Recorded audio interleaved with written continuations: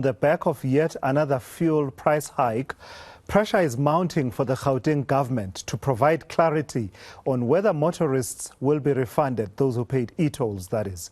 This follows the announcement by Finance Minister Enoch Godongwana that e-tolls will be scrapped. To discuss this further, I'm joined now by OUTA CEO Wayne Duvenage. And Wayne, it took 7 years, right? It took 7 years for the decision to finally be made. Longer, actually, because even before they went live, these e-tolls, the conversation had been happening. So now you have people who are saying, hang on, you've got your wish as these residents of Gauteng. The e-tolls are gone, but I have been paying diligently. One of them is Tito Mboweni. He says he wants a refund, and there are many, many others who do. What's your understanding of what the implications of Minister Godongwana's announcement and the decisions taken by Premier Panyaza Lesufi and others, what the implications are for those people who've been paying diligently? Well, first of all, that's not our question to answer. That's SANRAL to answer. Will they refund those people who have paid? And let's hear what they've got to say. But we doubt if they will be able to get their money back, and for two reasons largely. Firstly, SANRAL wasn't charging illegally. In other words, there's been no legal statement that's been made or court order that says that SANRAL was wrong to charge or unlawfully charging the citizens, like, for instance, in Tshwane, where ratepayers have to be refunded because there was a court ruling around illegal charges. So that's a very different situation. If there's a legal court order and people can go and try and get that, then that's the only time they will be compelled to pay. The second reason is SANRAL has taken their money and used it. They've been paying for the collection process. None of it, by the way, has gone into the tarmac, which is what they were hoping for, trying to do. So they don't have the money and they're not legally compelled, so the chances are very slim. Ours is not a fight to go and get the refund for those individuals. Ours was a fight to have an irrational system halted and stopped, and we eventually got there, and government came to its senses. And I think those who have been paying can now, and I know there's a debate out there as to now what, how do we finance these roads, and we can go through that. But, now they don't have to pay. And the reality is there were only 15% of people paying, or 17%, as SANRAL says. And the question is, most of them were businesses, and those businesses that were paying were uncompetitive with their counterparts who largely weren't paying.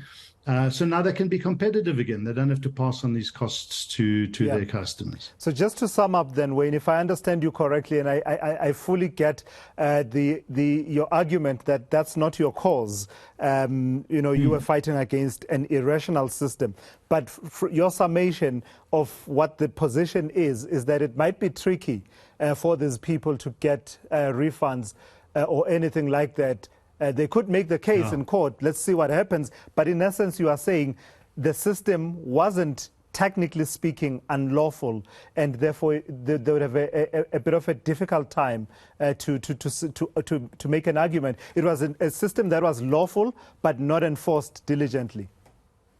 Yeah, absolutely. So the chances of them getting their money back or winning a challenge against SANRAL on that are very, very slim. Ours was a challenge to make sure that this irrational scheme was halted, and it couldn't be done. Well, it could have been done, by the way, in the courts had SANRAL continued with the collateral challenge that we had raised on behalf of 2,000 plus motorists who were summoned. We were prepared, and those cases, by the way, are still open, and we are going to go to court if they want to press those matters. And out of that, we believed would come eventually a ruling that would have either said, look, going forward, people who do not pay and fall into certain categories cannot be forced to pay, and that would have been the precedent for the end of the scheme back then. But no longer required.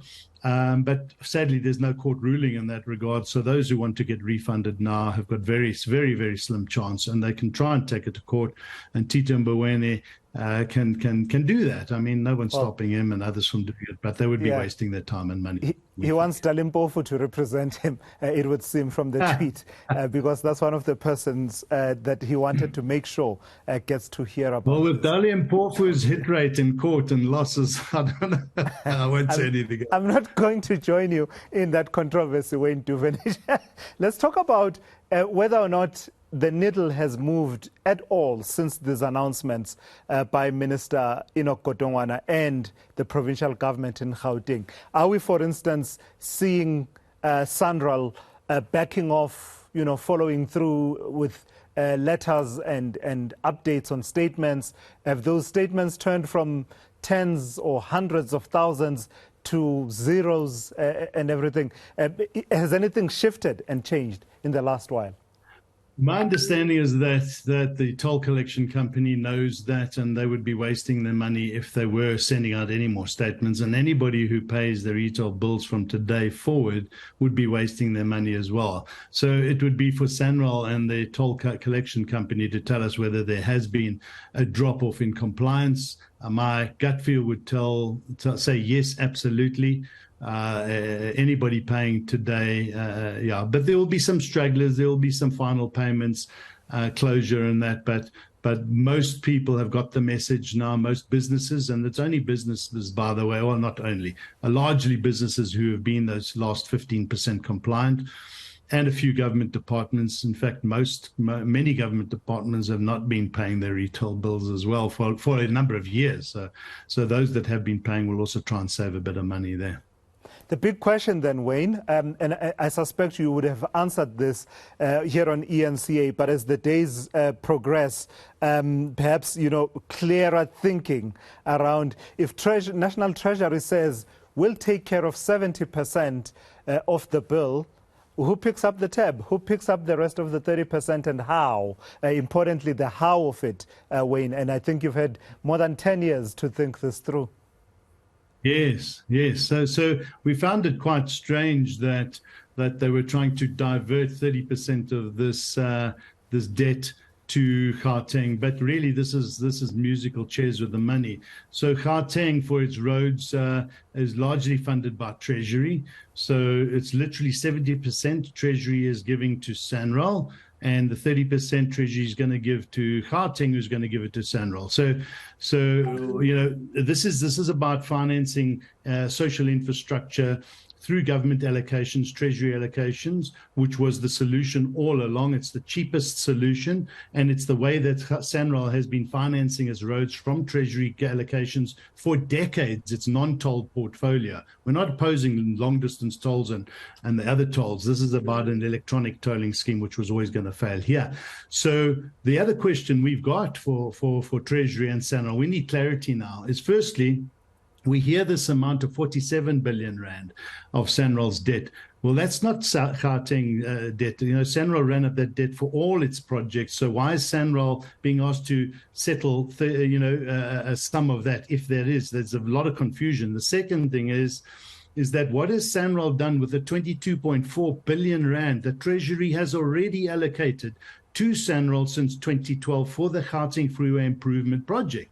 Have they squandered that? Have they not put any of that to the debt settlements and the interest thereon? So there's a lot of there's a lack of clarity as to what's happening in SANRAL's financials, and until we get the clarity on that, we would be asking Gauteng, do you know what you're actually accepting? Are you accepting 30% of the 22 billion rand or the 21 billion rand initial debt for GFIP? Are you accepting 30% of 47 billion? I don't even think they know. So we need clarity on this issue. All right. Wayne, thank you. Thank you for that. That's Wayne Duvenage of OUTA there weighing in on some of the conversations that continue to happen, right, post the announcement that was made by Minister Enoch Godongwana, who basically left it to Gauteng to say, what you do with those fancy gantries, I leave it to you. But actually, this system doesn't work, and we're going to change course in how we finance this project. All right.